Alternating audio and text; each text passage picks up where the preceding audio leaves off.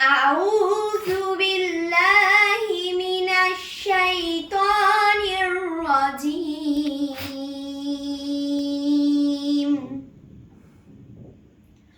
বিসমিল্লাহির রহমানির রহিম।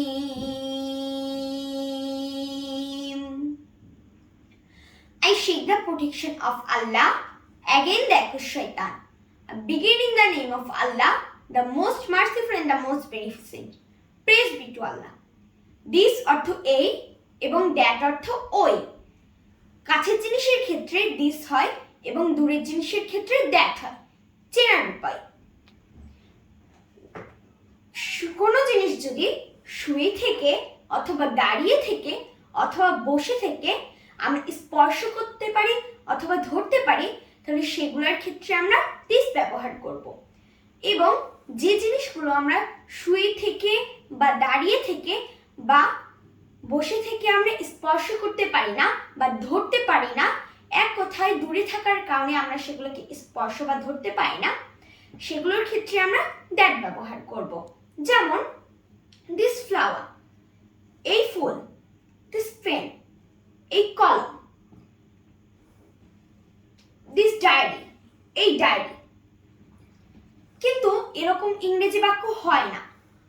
মাথা ছাড়া যেমন মানুষ হয় না, তেমনি ভার্ব ছাড়া ইংরেজি বাক্য হয় না। সো এখানে দিস পেন না হয়ে দিস ইজ পেন হবে, দিস ফ্লাওয়ার না হয়ে দিস ইজ ফ্লাওয়ার হবে, দিস ল্যাপটপ না হয়ে দিস ইজ ল্যাপটপ হবে।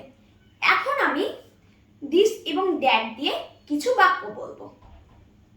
ইসটা কেন আসছে এখানে? যে বাংলা বাক্যের শেষ শব্দে কোনো কিছু করা বোঝায় না, সে বাক্যগুলো হলো বি ভার্ব বা হওয়া ভার্ব।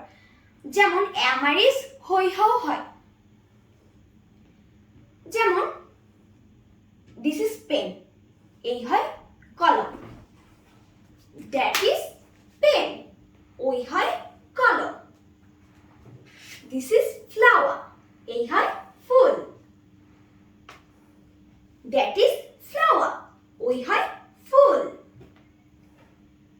দিস ইজ ডায়েরি, এই হয় ডায়েরি। দ্যাট ইজ ডায়েরি, ওই হয় ডায়েরি। দিস ইজ নোটবুক, এই হয় খাতা। দ্যাট ইজ নোটবুক, ওই হয় খাতা। দিস ইজ ল্যাপটপ, এই হয় ল্যাপটপ।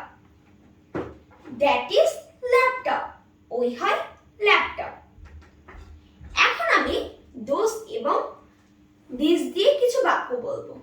সো ফ্রেন্ডস, ওটা ছিল দিস আর এটা হলো দিস। ওটা ছিল THIS আর এটা হলো THESC, অর্থাৎ ওগুলো হলো এক বচন আর এগুলো হলো বহু বচন। সো ফ্রেন্ডস, এখন কিছু বাক্য বলার জন্য রেডি হয়ে যাই। সো দিস ইজ ফ্লাওয়ার, এগুলা হয় ফুল। দোজ ইজ ফ্লাওয়ার, ওগুলা হয়।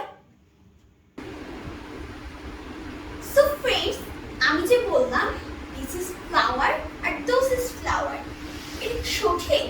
নো, এটা কারেক্ট না। এখানে হতো দোজ আর ফ্লাওয়ার আর দিস আর ফ্লাওয়ার্স। সো কেন? কারণ এটা হলো বহুবচন, মানে একের অধিক। আর যদি এখানে